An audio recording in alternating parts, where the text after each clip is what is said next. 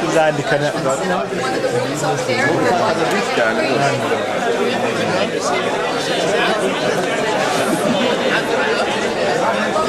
Since you guys came up, now let us out. Okay.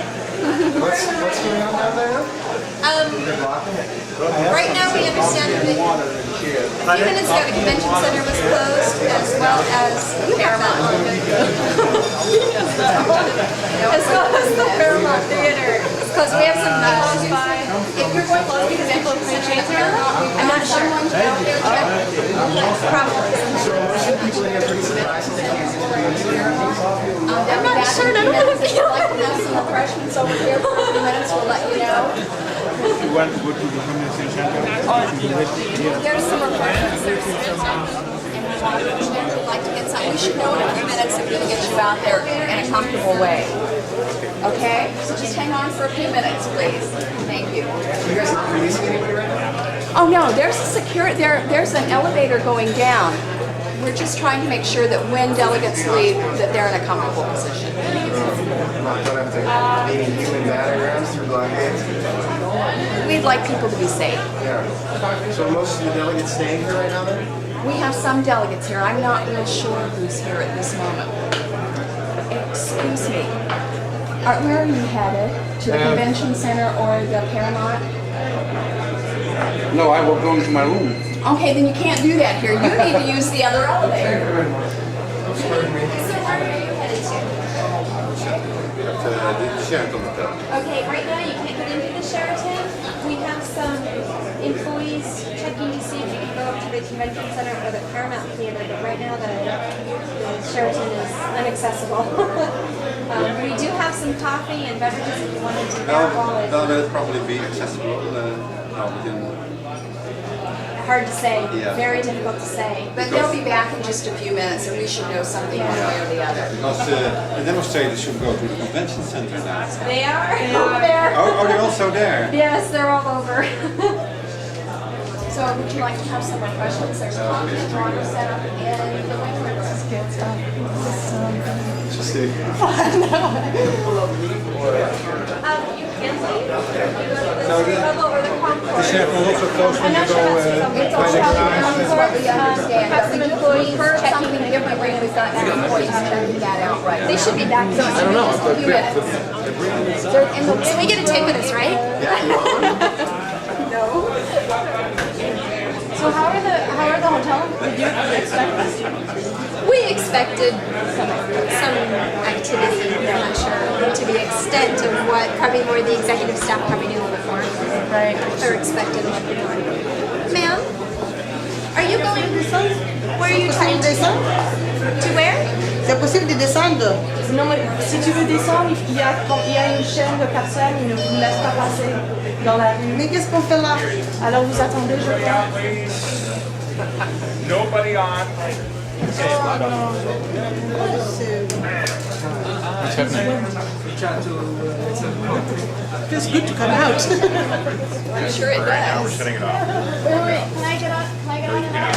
You cannot. Oh, I'm sorry. What's happening? Shut down. Shut it down. So that's the only information we have at this moment.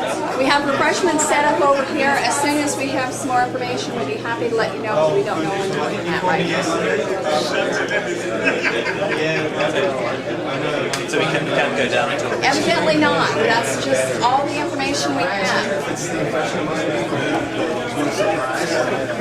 Yeah, that's me. Who knows where the mag is? I'm not surprised. I'm surprised that we can't get out. There doesn't seem to be much happening downstairs. Shut down. Not real sure exactly what else is going on. Excuse me. We just clear the way here.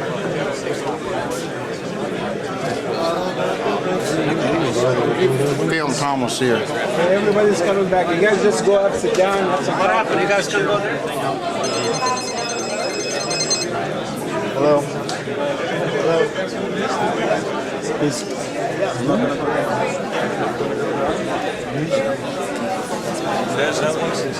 No, they just shut it down. I'm not exactly sure why. It's I mean, I came in probably about 15 minutes ago, but no ground now. no going out right now. It's probably for your Drink safety. another cup of coffee on behalf of the We can government. give you decaf if you want. Thank you. If No. that We helps. should have some decaf and tea and Oh, I'm coffee in the yeah. in the room over there Yeah, and some right water. over this way. Gonna need that. As they say in Latin America, mañana. Konya?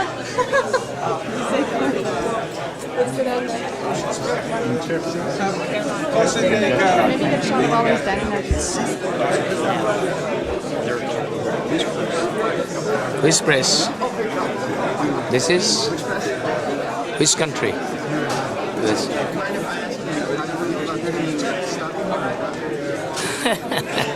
You see, we are habituated of facing this type of problem. In our country also, you know, most of the developing countries, there are demonstrations. So we don't mind. Bangladesh.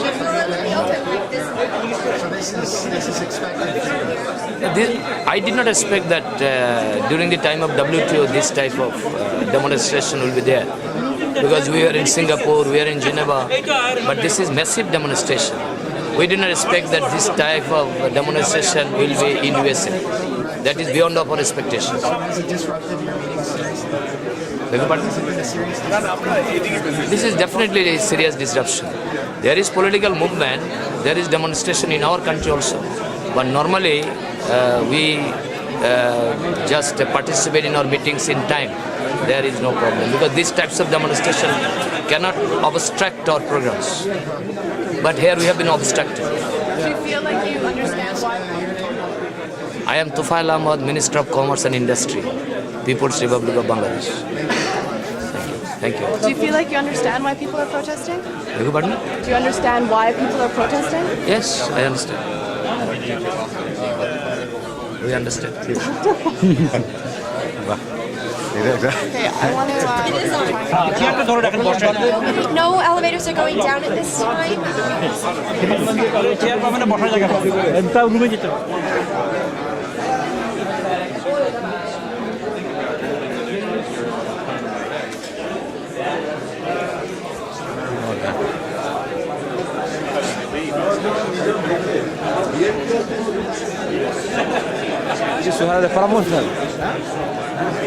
I guess we'll find out.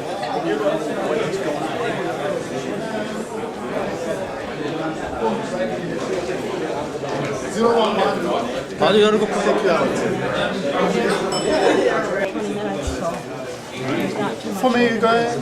do you feel about being stuck in here? It's frustrating, but part of the price we pay, I guess, is to have a free society. They have a right to protest, to exercise their First Amendment rights. I think we should have our First Amendment rights as well. It'll work out. A little patience. Have you been able to talk to any protesters? Oh, sure. I talked to some this morning after I finished my 3-mile run. And they're getting ready to have a good time. And it's just too bad we can't all get together and talk about these issues that separate us because I'm an environmentalist. I'm concerned about workers' rights, but I'm also concerned about free trade as we enter the new millennium and expanding our economy and creating jobs for the American people. And that's what the WTO meetings are all about. And so we should all be talking about new opportunities for the American people as well as the other peoples of the world. And instead we're talking about barricades and blockades and protests. But again, I think things will calm down and we'll get on with the meetings. Do you think the protest will have any effect on the way that meetings tomorrow? I hope not. I hope it doesn't intimidate any of the people from around the world. There are 135 nations represented here, and I hope the people of the other countries understand what's going on and that it's not a big deal in the big picture. Thank you. Thank you. Sorry, can we hear your name? I'm Congressman Ramstedt from Minnesota. Okay, thank you. That's when I was watching. And again this morning, they stole a propane truck. They don't know who they is. They don't know if it was the protesters but that's the assumption that's being made. You know. it's kind of scary. If it turns violent, I hope it doesn't turn violent. Anybody wants to go up, we can turn this to go up. Going up? Okay. How do you feel? You are as well? Sorry, yeah, we're stuck too. How do you feel about being stuck in here? Well, they can't really do much about it, can they? With all the demonstrators and so on. So I think we just have to be patient and wait. Do you think it'll have any effect on the meetings or on the WTO agenda? No, not at all. The negotiations go on, and people are telephoning from one delegation to another. So the negotiations will continue, thank God, and won't be really affected by the demonstrators. So I think it's bad for themselves that they are doing all this. And have you spoken with any of them? Do you understand what it is they're protesting? Oh yes, yesterday I spoke with several of them, and they have, as I understand, different opinions. If you discuss with one of them, they have total other ideas than other of the demonstrators. Do you agree with any of the opposition about how WTO is undemocratic and that it hurts the environment and it doesn't include labor laws? I think you of course have to listen to the demonstrators and to try to get an idea of why they are demonstrating. But really, WTO is not an undemocratic organization. It's the governments, it's parliamentarians from 135 countries which are negotiation, and that's not undemocratic, is it? And your name? Where are you from? I'm from Denmark. I'm a member of parliament in Denmark. So you can't go to any of your meetings today? Well, I hope so, and I think that we'll be able to attend in an hour or two, perhaps. I hope. Okay, thank you. Welcome. What is your name? Christian Thulesendal from Denmark. Thank you. Well, I think that more or less in the U.S. people have a right to protest. I would hope that they would limit that and not interfere with the meetings. But I gather that the Seattle officials are handling it as best they can. So it's one of these things, global meetings. The big problem is I think people don't quite understand the opportunities that the World Trade Organization brings to people everywhere in terms of an opportunity to make something and then sell it somewhere else in the world. And so I think a lot of this is a really misunderstanding. It's a lot of frustration, and you focus on an acronym, WTO, rather than sort of sensing the opportunities of the global economy. What do you think about the opposition voice saying that the WTO doesn't include labor rights and doesn't look at environmental standards and it overrides governmental policies and that this is problematic in a democratic society? Right. Well, of course, I think the United States really crossed this bridge at the end of World War II when it supported the formation of the United Nations. I think we've learned in the century, World War I and World War II, that international organizations are beneficial and necessary to the cooperative effort around the world. We can't just all be isolates. So what the World Trade Organization is, it's not ceding sovereignty so much as allowing for a process to determine disputes as between countries, rather than going to war or rather than having some other hostility. So we need a process. We can call it the WTO, we can call it international law, but whatever we call it, some process like that is needed. So you feel that it acts as an institute for mediating conflict between countries? Yes, and economic conflict, which is essentially the big issue in this day and time as the economies expand. And do you feel like there's room within that conflict resolution to include issues around labor laws and environmental standards? Well, it's my sense that in fact, as we talk about these other issues, labor law and other things are really considered. For instance, some of the decisions at the WTO already involve environmental questions. So it's not so clear that they aren't already involved to some degree. Now, to what degree they should be involved is really a matter of the parties, the government, and their representatives to negotiate. And so everything is. I don't think that there is any particular restriction as to what people can negotiate, what officials can put as part of the package. So I think that's an open issue. There's no restriction, but there is the International Labor Organization already, of course, located in Geneva. Right, the ILO. But Right. do you feel that these protests, that these people on the streets that are asking for governments and for the WTO to consider these things, do you think it's going to make a difference to the agenda when in the ministerials in terms of? Well, the question is, are the people on the streets effective in being advocates for what they want? And I don't know. Does it make a difference to you in the way that you think about the issues on the table? Well, I think that the WTO is a very delicate mechanism, and I think that we have enough conflict, economic conflict, and if the organization gets too broad, it will just collapse of its own weight, and then we won't have any functioning organization.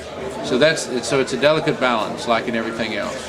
So you feel that labor issues should be discussed within the ILO primarily? Well, labor issues will be discussed in terms of the WTO in any event. I mean that's what's going on.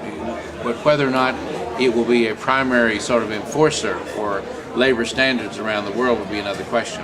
The discussions go on, and there's so much interrelated questions regarding these issues that they're really not separate. Right.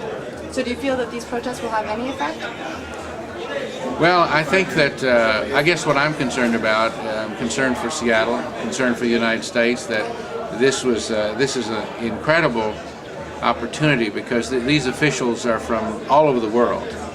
And being a U.S. citizen, I would like them to go away thinking the best of us. I think they know we have a democracy here. I think they know that people have the right to say what they choose. But I would hope that the people on the street and the officials in Seattle would find some way that we could carry on the business of the world here without interfering with it. Right. And your name? Bill DeBoggy. Great. Thank you very much. Where are you from, Mr. I'm from Washington, D.C. And what brings you here? I'm an attorney. Out on the street? Well, it just, we came, we got a bus tour at 1 o'clock at the 2nd Union Street building, and we were trying to get there, and we got on the street and couldn't get off. Nobody let us out. So we just got blocked in, and we came up the parking garage here. And now you're stuck inside the hotel? We're stuck inside the hotel. No way to get out. And why were you here to begin with in Seattle? I'm president of Georgia Peanut Producers Association, and I'm here with the WTO. I see. So you have a delegation, that's why they let you in? Yeah. Right. So, but And how do we you- don't know why we're supposed to go on a farm tour. I'm a host on a farm tour at 1 o'clock today, but I don't know how to get there. So maybe they'll go without me. I don't know. How do you feel about all the protests? Well, I think that we live in a free country. I'd like to see it nonviolent, and I'd like to see letting people through that's got business to do. But you know, it's not my call. So. But I agree with free speech, and I think they need to be expressed. Yes. Do you feel like the protesters outside, their voices are going to be heard within the ministerials? I don't know. Will they be? I don't know how much effect. You can have a lot more effect if you're inside trying to negotiate inside rather than in the street. So you don't feel that they'll have any effect? I don't think so, really. I think that it's going to be done inside in negotiations. And I think they're going to be represented inside negotiations, yes. Right. As a peanut farmer, GATT wasn't very good for us. No. So, you know, we're a small commodity in Georgia primarily, and we don't have a level playing field to compete with India and China and folks like that. So if you drop the borders, we're out of business. Our livelihood's gone. If you drop all free trade, just say no more. Just lower the gates, let it all happen. We're out of business. So you are for free trade? I am not in the peanut area. I'm not for free trade. That's what I'm protecting because I'm a peanut farmer, and as a peanut farmer, we can't compete in a world market without some kind of help from our government. So you're wanting to have some sort of barriers and some subsidies from the government? We have to have. If, for example, if we open our borders to peanuts today, China and Argentina would take our markets immediately because we can't compete with them because of our cost and our regulations we have that they don't have. So we're not on a level playing field with them. So we have to have some type of protection to stay in business. If we don't have, we're out of business. As a peanut farmer, we're not in business. So that's a lot of what we're hearing on the street. That's a lot of the reasons why people are protesting. So do you feel that you're aligned with that voice out there as the voice of opposition? Some of it, yes. I do. And so what are your opinions about free trade in general?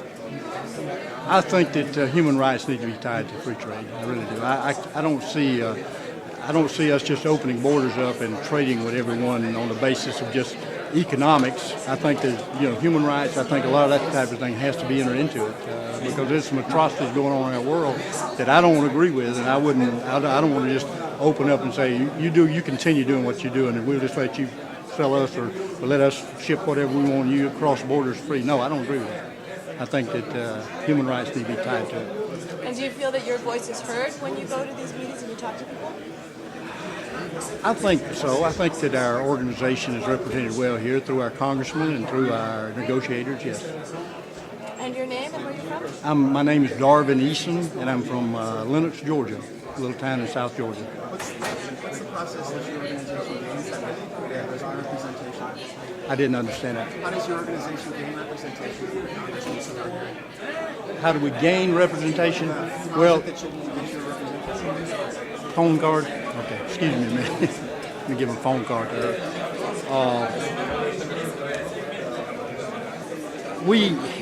I'm on the advisory board of my Congressman Saxby Chambliss, and we have organizations, the Georgia Peanut Commission, Georgia Peanut Producers, who represent our commodity to our congressional staff, and they understand what's going on in our commodity. So through their efforts and through our negotiators' efforts, which we have representation through the negotiators here, as a peanut producers, that's how we get heard and how we state our position in this WTO. And we realize we've lost a lot of our market since GATT was initiated. So we've lost 10 to 15% of our domestic market to foreign trade by dropping barriers and allowing people to ship peanuts in here through confections and through peanut butter shipments in this country, through Canada.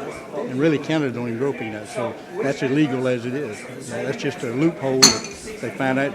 China can ship peanuts into Canada, make peanut butter, and ship it in this country. So there's all kind of loopholes there that's affecting us as our livelihood. And farmers in general right now in our country in the South is in terrible financial shape. As a matter of fact, I'm afraid if something don't change within the next year or two, we'll be out of business. We'll be out of business. So where do you feel the talks of this ministerial will go in regards to concerns that you're discussing right now?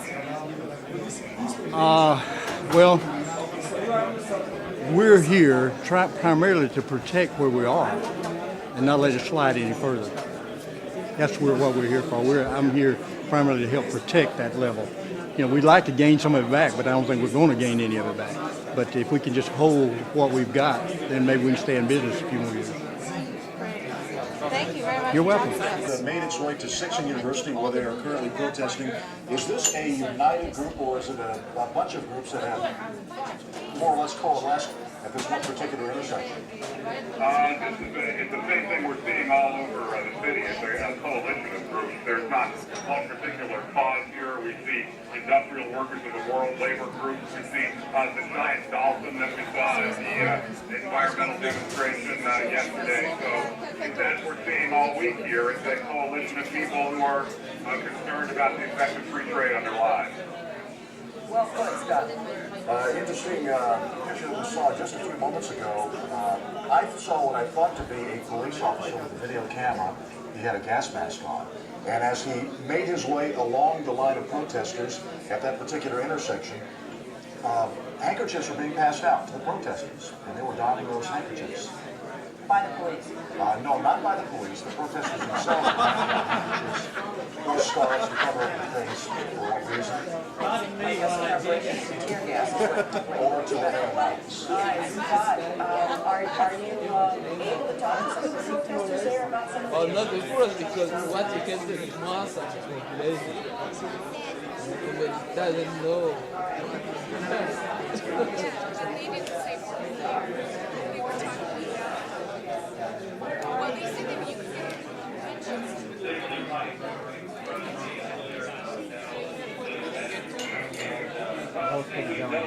Throughout the walk through downtown is that there's been some graffiti and other vandalism along some of the buildings. The markings would have us lead to believe that these are the anarchist group, which is one of the serious concerns for the police department. And there are some newspaper boxes tipped over on the street. Some of the protesters here are saying that non-lethal weapons were fired after the rubber bullets showing up. What they say came from the police department. Right now, there's... Where Bhutan is? I do. I'd love to go. You must. You know, we get quite a lot of visitors from Seattle. Do you? I'm from Canada. Actually, I'm from Canada. Okay. But I'd love to go to Bhutan sometime. Yes, very beautiful. Like to see the natural beauty, you go to Bhutan. I'm camping on behalf of Yes, Bhutan. yes. Mr. Farooq was with us in Bhutan. He's from Bangladesh. Bangladesh? Yeah. But he was posted in Bhutan in the early 80s. Wow. So we were just going back into the Bhutan of his days. Is it very different now? I mean, well, it's changed a lot. Yeah. And you're the Minister of Trade and Industry. Trade and Industry in Bhutan. In Bhutan. What do you think about all these protests? Well, I guess they are very committed people with some views on WTO, and they're playing their role. I guess it's part of the WTO also, to have people with looking at things other than trade and also expressing concern. And I guess it adds to the richness of the whole business. Yes, and they play also a very crucial moderating role and advise us on issues other than trade or trade-related issues that are of concern to mankind. And do you feel that their protests will be an effective way of communicating the issues that they're concerned about? Well, I think if it ends on a timely basis, then it's an effective way. But if you prolong it too long and don't allow meetings to take place, then I think it will not play that positive a role. But do you think the delegations and the ministers will hear the voices of protest? Well, I'm sure we are keeping a very close watch. We have nothing else to do right now, so what more success than that? That we are watching the protests, the progress made, and hoping to be able to start our meeting soon. Does it make a difference to how you think about how people are responding to the World Trade Organization? I think so. It makes a big difference. Yes. It's important for all of us to know differences in views, opinions, and we should keep in mind their concerns. That's great. Okay. Thank you very much Okay. for talking to us. Take care. My name is Khandu Wangchuk, and I'm the Minister for Trade and Industry of Bhutan, a country which is tucked away in the Himalayas between China in the north and India in the south. Yeah? Thank you. I have a big experience from the WTO. That's the first time I assist to the work of the WTO. I wonder that things are really changing, that today it's so open, that you have the people in the streets, it's a kind of open debate like that. I'm very surprised, very amused by the situation, in fact. Did you didn't think there would be a protest like this? Well, there were before. People were saying that there would be certain difficulties. I think it's good. It's a new era where people are speaking, they want their interests, they want to be involved in open debate on social politics. It's very good. And who are you and where are you from? I'm from France. I'm representative for cinema questions, audiovisual TV in Brussels, near the European Community.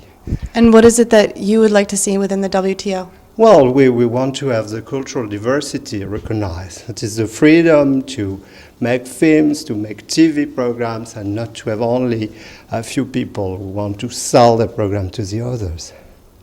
And do you think that's going to be accomplished at these meetings? Do you feel like you have a voice that's being heard? Well, today I feel there is no voice. I would like to see the urban voice first. I see nothing. I see a complete confusion on everything. I think we need to have, of course, cultural diversity is to be one of the main issues in the debate we will be open today in Seattle. That's clear. And how do you feel the WTO threatens cultural diversity? Well, until today, they don't want to speak about cultural diversity. But I think it's a major issue for the next century, that people have the right to produce, to make their own creation, and to exist through the language, to their diversity.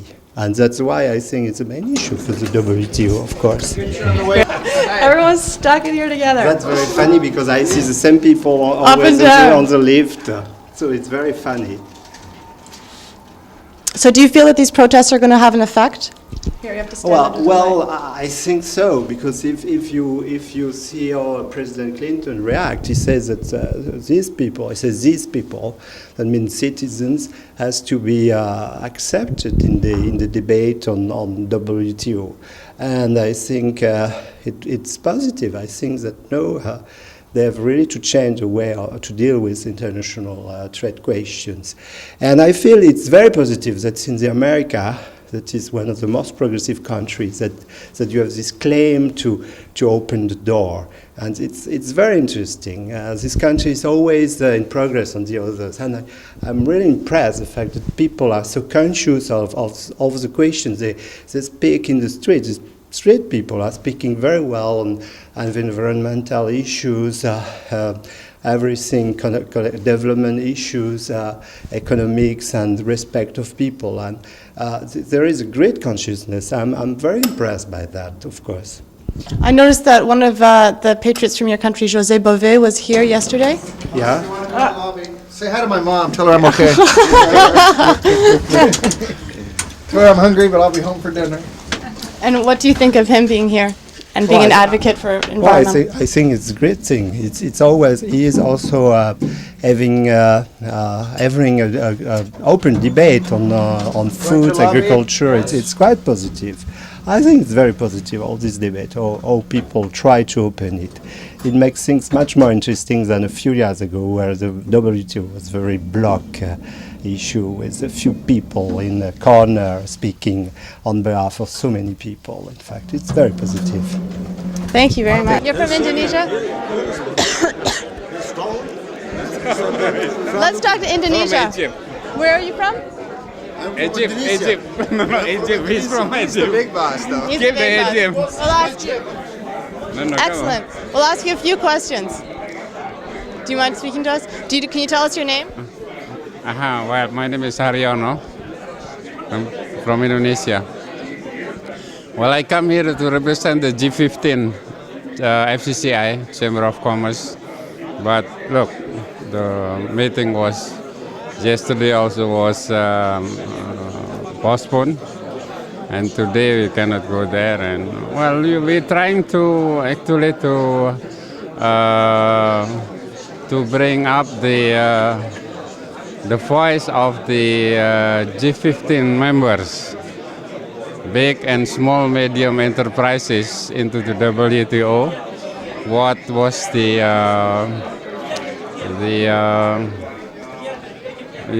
implementation of the past Uruguay round, and we are proposing some proposal to the WTO. And what are your proposals concerning? Well, here I give to you, right? What do you think of the protests that are going on outside? Well, I think it's will be have a good effect also, is it? Yeah, to the WTO. I mean, at least they have to listen, okay, what the people say. I mean, the developing countries want to have really a fair treatment. Do you feel that the WTO is fair to developing countries? What they said so far, no. Okay, No. but no, so far, okay. But we, I'm sure, have to talk. Have to talk. This is. Well, look, maybe from Egypt we can talk more. Question. Sorry? What was the question? What it is that developing countries, specifically Indonesia, what is Indonesia wanting from the WTO? Egypt, and we are here representing the G15 Federation of the Chamber of Commerce, Industry and Services for the G15. We are here to present a position paper. Our position paper say that no for the discrimination. The WTO has to urge the industrial countries to fulfill their requirements against the poor countries. The third, we said no for the environmental factors and involving environmental factors within the trade concept. Also, the labor activities and labor is not a part of the trade aspects, because we deal with the ILO, and the ILO has to deal with that points regarding the labor activities. So the main point is we threatened, we raised these points to the World Trade Organization. We asked them to be fair.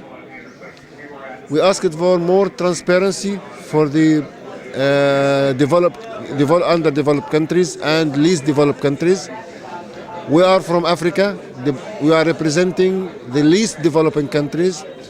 We are also representing the people who are living under the level of poverty, the line of poverty. So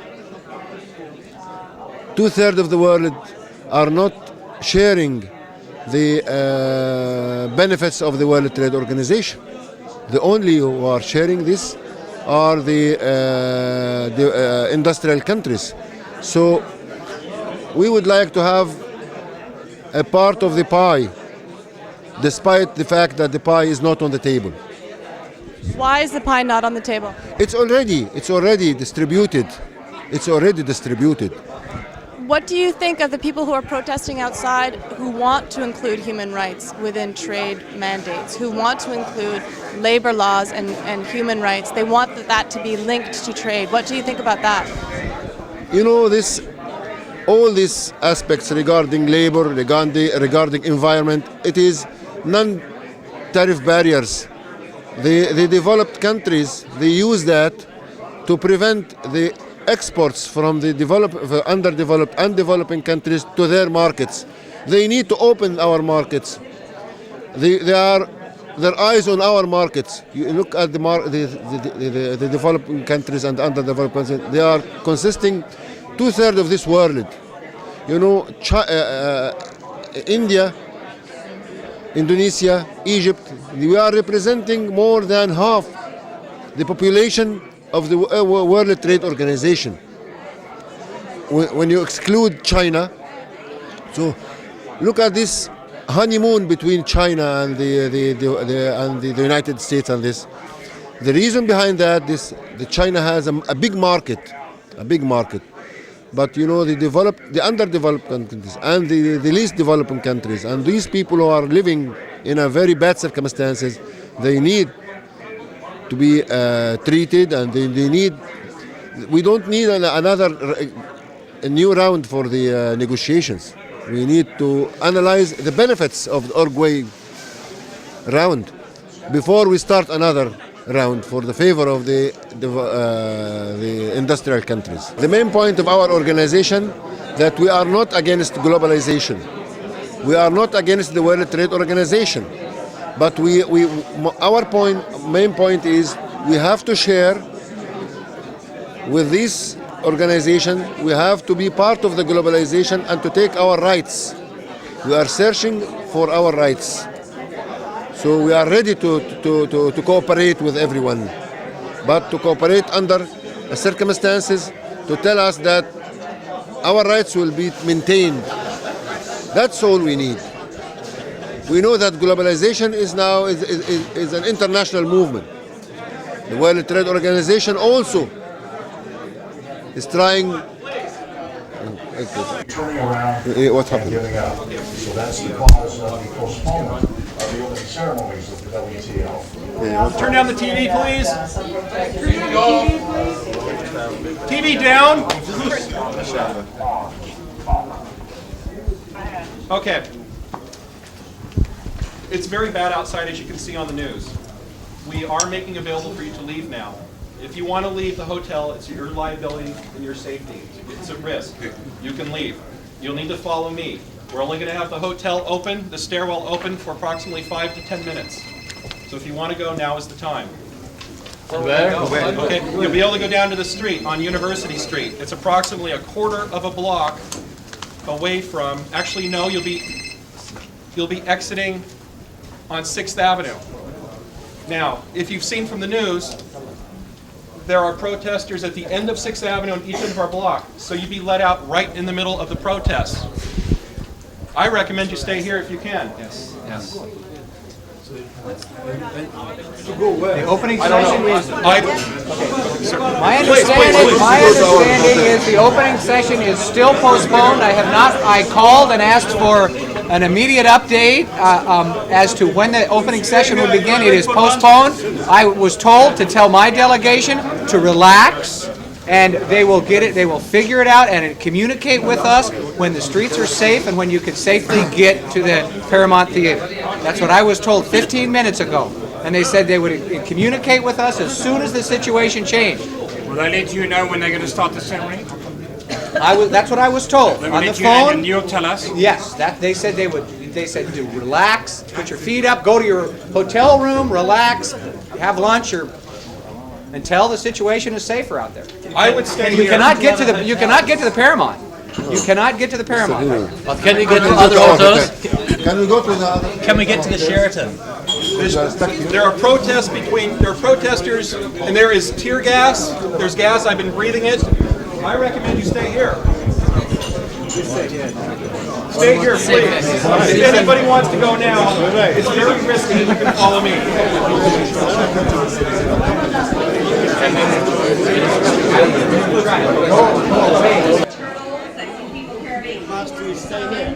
Most of them again writing positive freedom for Tibet, social justice. Want to talk to the Bhutan? Yes.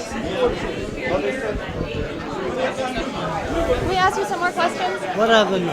Well, we're still stuck. Are you going to be going out into the protests now? No, I'm staying here. You are? I wanted to ask you a couple of things about Bhutan in terms of development and where you see the voice of the South in developing countries and within the world trade.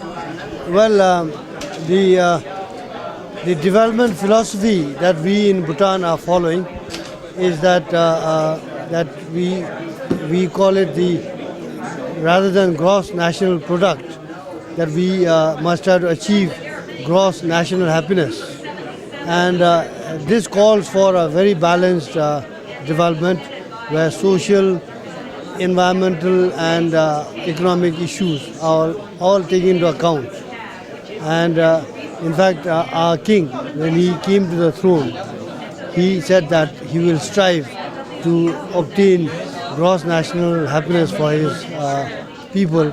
And also through this concept, the development philosophy or the development that takes place will be more sustainable in the long run. We in Bhutan have made sure that our environment is not degraded, that in fact since development began, our forest coverage in the country has increased. We are also ensuring that social fabrics are not broken down, and these are achieved through creating the pace of development where our people and society at large can absorb the changes that development and modernization brings. There is quite a difference between how Bhutan has been living and how Bhutan will be living in terms of the modernization that's coming in. Do you feel like that's a possibility to maintain the culture? I will say that the development, modernization process in Bhutan began about close to 40 years ago, and changes are taking place. Fortunately, the changes that took place in the last 4 decades have been manageable, that the society has not broken down despite the changes. But with the development in technology, there will be accelerated changes, but we hope to be able to cope.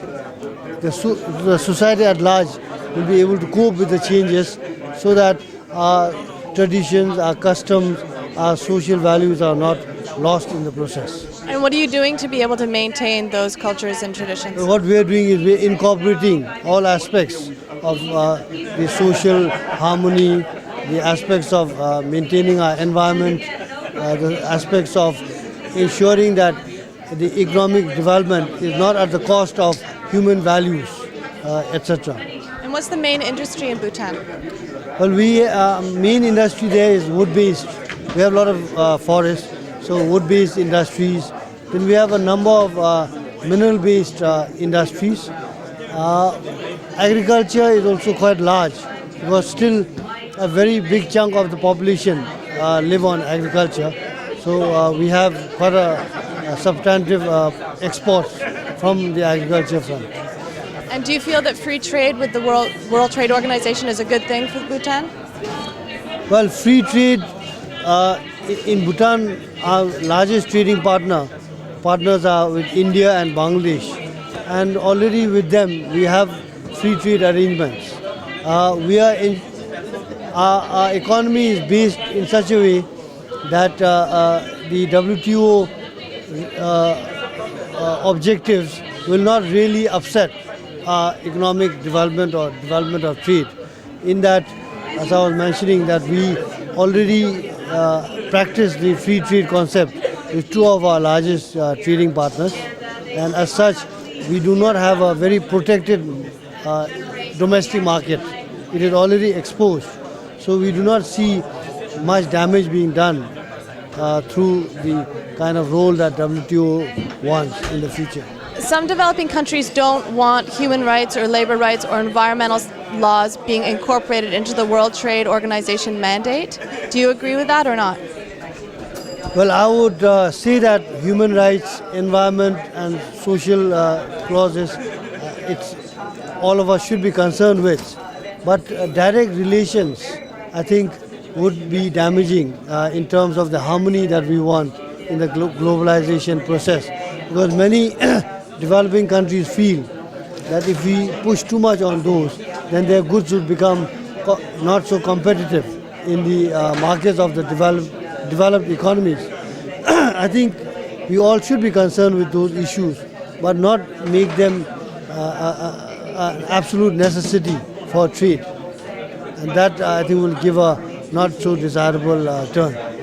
But the protesters right now outside that have done all this and forced everyone inside and blocked off all kinds of the meeting places, that's their main protest, is they want human rights and they want environmental laws and they want labor laws to be included in the organization. I think we'll have to, anything taken to the extreme does not have a desirable effect. I think we have to balance. Great, thank you very much. Only thing is, in our country, a conference wouldn't be stopped because of a demonstration. Why is that? Because police would take adequate measures and the demonstrators would be kept well out of the conference area. But here they have come near the conference area. So this is bad management. I am very surprised to see this kind of management in a country like United States. What do you think about the protest? Well, the protesters, they have a right to say whatever they want to say. But they have no right to stop me from holding my conference. That's democracy. That's freedom of speech, expression. They can say whatever they want to, but how can they say that they will not allow us to hold the conference? This is undemocratic. It is undemocratic. What do you think about what they're protesting for? Well, there we have a lot of differences because they are talking of labor standards, environmental issues, while we generally share some of this, but not the way that these are being presented, yes. We also have environmental concerns. In terms of Bangladesh, what are the major concerns when it comes to the WTO? Well, the major concerns for WTO, my colleague, our Secretary, Ministry of Commerce, Permanent Secretary, he can say better, but what I can say is that in our case, we want implementation of the decisions that were taken in the previous round. And we want market access for our products. We want technology transfer. We want technical assistance from the developed countries, because you see the last round of negotiations, the Uruguay rounds have given all the advantages to the developed countries. So we must have our share of the pie too. And during the Uruguay rounds, there were provisions where the developed countries were supposed to do certain They haven't done it. Bad faith. So what can be done to rectify that? That's what we are here for. And But the demonstrators are preventing us. do you believe that that will change the way the developed countries? Yes, I think so. I don't think they will be unresponsive to the demands of the vast majority of humanity. Do you feel that these protests will make a difference? No, I don't think so. And your name? Chaudhry, Muhit Chaudhry. And what's your position? Well, I work in the government. I am head of the Internal Revenue Services. I deal with income tax, VAT and customs administration in my country. Thank you very much. You're most welcome. My name is Samson Chaudhary. Oh, Chaudhary, yes, Samson Chaudhary. And you're a businessman? Yes. Oh, I'm in the textiles and the pharmaceuticals. Why they should stop us to talk about our problems, because we think we are being deprived, and I don't know. I suspect that it is not there. Somebody behind them is provoking them to stop us to talk about our own problem and to demand what we need. So you feel that the protesters what they're doing is not a good thing? I don't know. No, I think the different way. That I think there must be some group using the protesters to stop the developing country to demand their own rights and their own rights and their own the things that interest them. The protesters outside, it's a people's movement. It's mostly informed public that feel that environmental standards and labor laws should be... Public can be used by the interested quarters. That's very interesting. Thank you.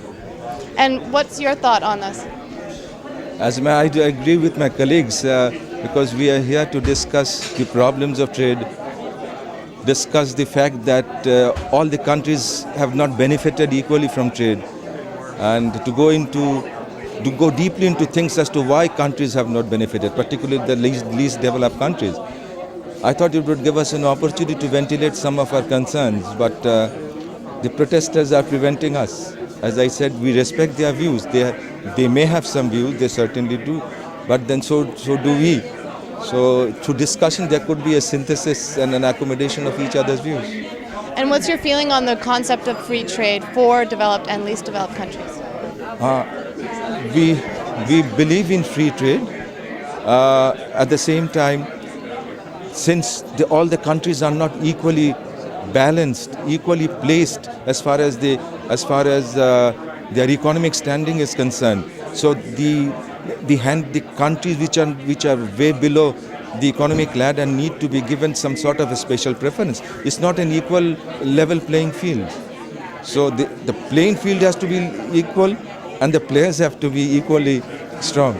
And do you feel that people in the WTO of the developed world are open to that? There are interested groups to ensure that it's only their interests are served. But through discussion, through consensus, I'm sure we'll be able to bring about a change in the views and to ensure that development percolates to all the sectors, all the countries. So you feel that free trade is a good thing, but that the least developed and developed countries need some sort of system? Yeah, free trade is a good thing, certainly. But at the same time, as I said, that some of the countries which are not placed at a, let's say, an equal level needs to be given special support so that they can be raised to that level and then compete with the more developed countries. And your name? My name is Chaudhry, Syed Chaudhry from Bangladesh. And you are? I'm the Secretary Ministry of Commerce. I am Tofail Ahmed, Minister of Commerce and Industry, People's Republic of Bangladesh. And what are your concerns that you have with the World Trade Organization and coming here for this meeting? Actually, in my mind that this third ministerial conference of WTO is very important meeting, because the first ministerial conference of WTO ministers were held in Singapore in the year 1996, then second ministerial in Geneva. But we thought whatever decisions we have taken so far after WTO came into being, this meeting will be a meeting where it will be assessed how far we have implemented the previous agreements. That will be decided. So that was our idea. But unfortunately, due to this demonstration, the inaugural session could not take place. In a country like America, this type of demonstration even we could not think of. Developing country like us, there is political, the political movement sometimes. But a country like America, I did not think it even. It is beyond of my imagination. That the protests would stop something like this? Actually, a government, a US government, I think as WTO third ministerial going to be held over here, they were supposed to be more careful and cautious, because if they would take precaution, then I think easily the inaugural session could take place. There is political unrest in our country also, but conferences, international conference, even our government meetings, it cannot be postponed. It cannot be delayed like this. And what are your feelings about the issues that they're protesting, like human rights and environmental laws and labor rights, and wanting those to be included in the World Trade Organization mandate? Actually, I don't understand. These are the issues. The US government also has their stand. US government and their representatives are also interested to see that there are environmental matters which should be connected with trade. There is labor standard which should be connected in trade. So this is the stance of the US government also. So the developing country like us, we feel that these issues should not be connected with trade. Then it is the least developed countries, it is the developing countries which will suffer. And why is that? Why will they suffer more than the developed countries? Because, developing countries cannot be compared with a developed country, industrial country like USA, Canada, then European Union. It's not possible. So if you like to say that eco-leveling will be exactly the same like USA of my country, it is not possible. So if they connect this eco-leveling, the social issues, then environment, then labor standard, it will be difficult for us to export our products to the country like USA and European Union.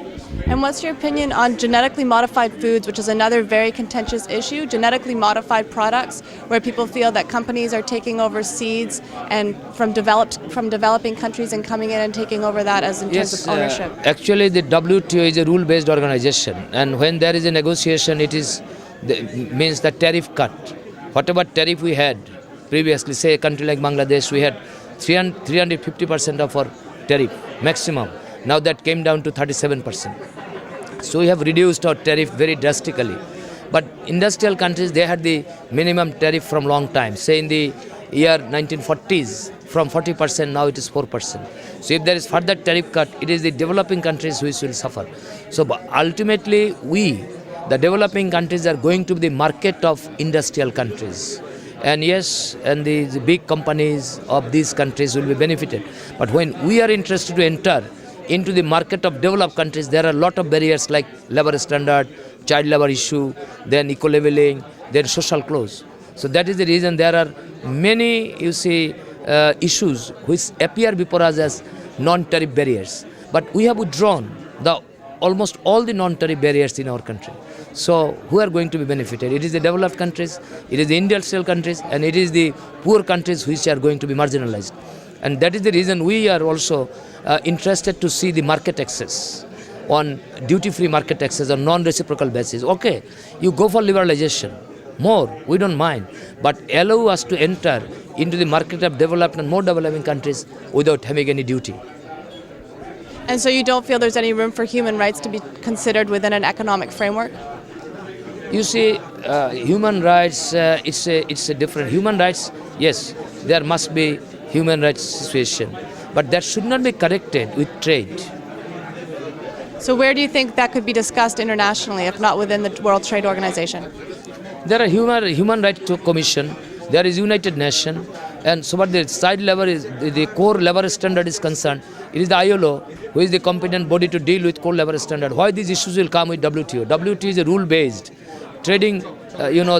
We are interested to be integrated with world trading system through WTO. So this is for trading. But why this labor standard? Then environment, there is an international environmental organization. They will look after this matter, not this trade.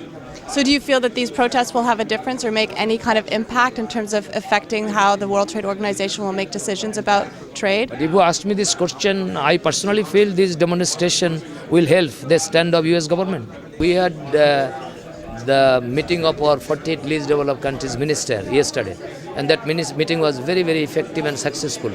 And we, the ministers of least developed countries, are united on certain common issues. You see, we are proceeding towards liberalization, globalization, but the natural person of European Union, USA, they can work in our country, they get easy work permit. But if our people wants to work in the developed countries, we do not get work permit. So that is the reason the least developed countries also demanded the free movement of natural person. That is also one of our demands. And when you say that you're all together, that all the least developed countries have decided on certain principles that they stand united? We are same. And who is being included in the least developed countries? There are 48 countries, 33 from Africa, 9 from Asia, 5 from Pacific, and another from America, Haiti. So these 48 nations, of which 29 are the full members of WTO, 7 are observer, and 12 countries are in the queue to be the member of WTO. So we have also requested that easy accession of the least developed countries in the WTO process, because there should not be any obligation, there should not be any condition to be the member of WTO so far the least developed countries are concerned. And do you feel that your voice as the chairman for the least developed countries is being heard within the World Trade Organization? Yes, in the first ministerial conference, on the basis of my proposal on behalf of the least developed countries, the question of market access has been included in the declaration of ministerial conference of Singapore. So there was high-level meeting. Now the question of market access is an issue which has been discussed very thoroughly when WTO came into being in the year 1994. So there was a commitment that if it is being proved that least developed countries are marginalized after the Oregon Agreement, then some compensatory measures will be taken.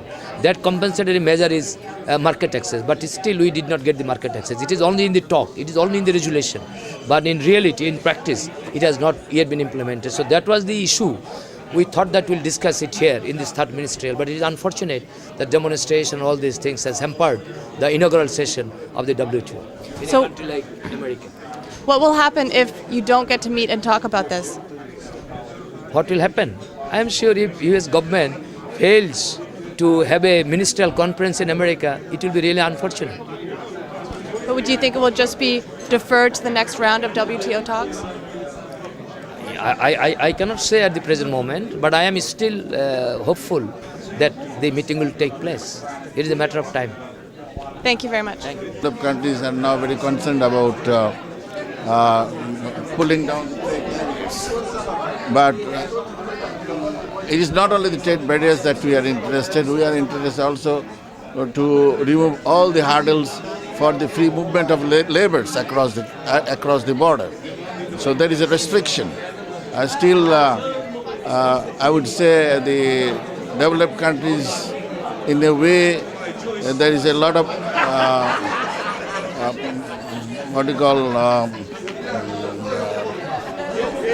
brain drainage from the developed countries. The good students, they are being immediately given visa for studying in the United States, given age visa, and eventually they are migrating to the developed countries. And but they are not allowing the other laborers, skilled laborers, unskilled laborers, to move around and go and have a free visa to find jobs in the developed countries. So this is a definite discrimination, and that should also be removed. So who is opposing this movement before the WTO? Well, this is a labor situation has come into a sort of a there are a lot of restriction, though it is not directly related with trade, but on the pretext of the labor situation in the developing countries, they are threatening that if your standard is not as high as that of the developed countries, they are not willing to buy goods from the developing countries. So this is the discrimination also, because they will have to remember that 30 years back, 40 years back, these developed countries were on the same situation that we are today. So we should be given the same length of time to improve ourselves before these such impositions are made. As I said, that there is a lot of brain drainage from the developing countries, and if you take away the good educated people from out of the country, then you are left with all this unskilled and semi-skilled labor. So what you do with that? You will have to use them also. So as you take the best one, so you should also allow the others also make it free for them to come to the developed countries to find work and to find job. There should not be any discrimination. Even though there was wide support, the developed countries did not succeed in carrying out their end of the deal. The developed countries did not possibly consciously implement their commitments. So it's that's what I said. I told you a little while ago that it's an act of bad faith. Because obviously, to us, countries like the least developed countries, it would look that the developed countries agreed to certain things to have their part of it carried. Once it's been carried, they're happy to implement their part, but not our part of the bargain. How do you see the structure will work in terms of establishing a World Trade Organization that helps underdeveloped countries? This is the demand of the least developed countries, that the secretariat should be redesigned and re-established in a manner that is supportive of the requirements and needs of the least developed countries. Then, for example, as the Honorable Minister said, that there are least developed countries and developing countries who are not members of the WTO as yet. So for them, a fast track should be established so that they can come and join the WTO. Then, for example, you talked of litigations, taking a country to a court. Now, you see, what is the legal system? The legal system is, if you can afford to engage the best lawyer, whatever your cause, you win. I am a poor person, I engage a lawyer who does not command that high fees, and most often I lose. So the legal system is tilted towards the rich, not for the poor. So the demand is that the WTO should have an in-house arrangement so that WTO itself can support the least developed countries and the developing countries in such cases, preparing the case, fighting the case, and things like that. That doesn't exist now? It doesn't exist now. What about the dispute settlement? Well, dispute settlement is there, but I have to prepare my case and go. I do not have the expertise. I do not have a lawyer who can go and fight my case. So that's the demand of the least developed countries. But what about the fact that within the dispute settlement... What about the fact that within the dispute settlement, like we were discussing previously, environmental laws and human rights are being degraded? Well, this is the basic issue that right now trade is delinked from these things, but the demand of the developed countries, particularly countries like United States, is that everything should be in one basket. And we are saying that we have had the privilege of achieving economic development. So you must give us time. And what about the countries that have achieved those standards, like the States, who are now being asked to lower their Clean Air Act, or like France, who's now being asked to import beef that's treated with hormones? Well, if you want to live in a common world, then you can't live in isolation. You can't live in a glass house. That's you can't live in a glass house and then deal with rest of the world because then you are cut off. If the rest of the world is in a certain level, obviously it's not expected that because I am at that level I want you to come down to my level. No, but at the same time I don't want you to enforce your standards on me. That's basically what it is all about. But what about It should be fairly done. What about the years of work that environmentalists have put into establishing certain standards? Yes, standards have been established and these are being enforced gradually. So the process should be gradual. You see, that's what I told you, that once I have 2 square meals, then I can think of other things. If I don't have to, a poor family in Bangladesh or Africa somewhere, anywhere in Asia, they can't think of sending the children to school because the children are 2 more hands who can contribute. A small child can go and collect twigs and leaves for putting the stove on. So they wouldn't send. But what happens? If they don't have to do that, then those children will go to school. So basically it's that. You have to first meet the minimum needs of survival, basic needs of a person. Then only you can talk of the other things. But a person with an empty stomach, with no shelter overhead, is not bothered about your eco standard. Okay. Thank you very much. You're most welcome. Moi, on m'a invité à participer dans la 3e conférence ministérielle. Bon. Depuis le matin, j'ai quitté mon hôtel, j'essaie d'atteindre le centre de convention. Bon. Maintenant, les causes et les raisons, on peut s'imaginer, mais on n'a même pas des informations à part ce qu'on regarde à la télévision. On ne sait pas si on va avoir la réunion, si on ne va pas avoir la réunion. Est-ce que vous comprenez pourquoi il y a des manifestations? Bon, un peu, parce qu'on voit les pancartes, on discute entre nous, parce que si on est venu pour assister à une réunion, il faut savoir pourquoi on ne tient pas cette réunion. Bon, on nous a dit qu'il y a les manifestations contre certaines mesures qui sont contre l'environnement. Il y a aussi le problème d'emploi des mineurs, il y a le problème de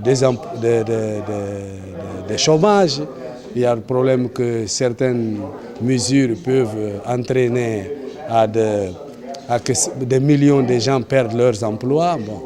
Qu'est-ce que vous pensez de tout ça? Je pense que les gens sont dans leur droit de manifester et de présenter leurs préoccupations.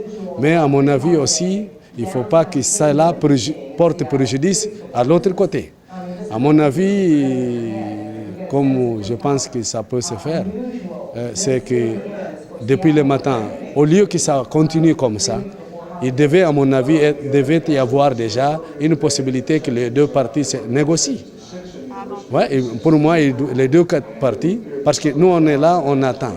On ne sait pas si, est-ce qu'on aura même la conférence.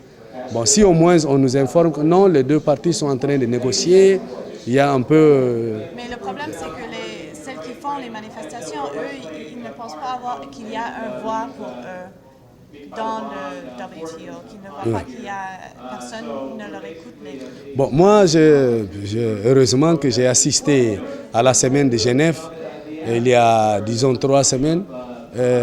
Cette semaine de Genève avait pour tâche aussi préparer, si vous voulez, la réunion de Seattle.